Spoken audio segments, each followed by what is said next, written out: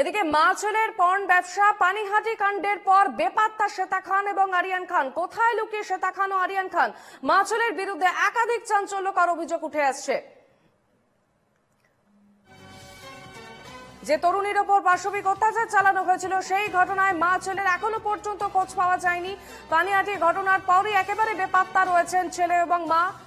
শ্বেতা খান ও আরিয়ান খান কোথায় লুকিয়ে রয়েছেন তারা এখনো পর্যন্ত খুঁজছে পুলিশ, এবং পাশাপাশি একাধিক চাঞ্চল্যকর অভিযোগ রয়েছে তাদের বিরুদ্ধে।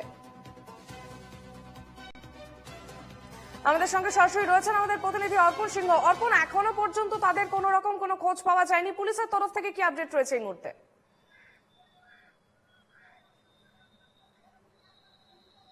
দেখো, পুলিশের তরফ থেকে এখনো পর্যন্ত যেটা জানা যাচ্ছে যে তাদের তল্লাশি চালানো হচ্ছে এবং এই ঘটনার সঙ্গে আরো কেউ জড়িত আছে কিনা তাদেরকেও কিন্তু খুঁজে বার করা হবে।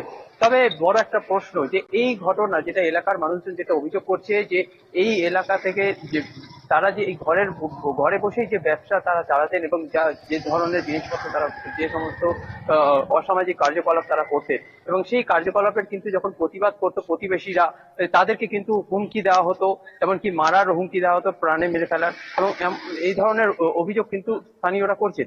তবে তার পরিপ্রেক্ষিতে যে আরিয়ানের যে দিদিমা বা শ্বেতা খানের যিনি মা তিনি কিন্তু বলেছেন পুরো সম্পূর্ণ এই অভিযোগ কিন্তু একেবারেই মিথ্যে।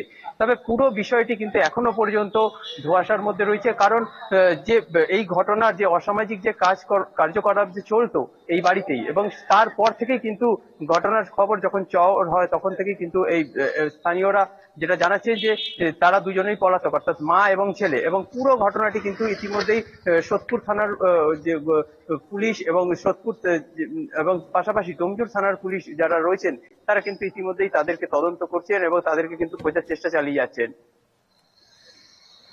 বেশ, নজর রাখো অর্পণ, আপাতত ধন্যবাদ।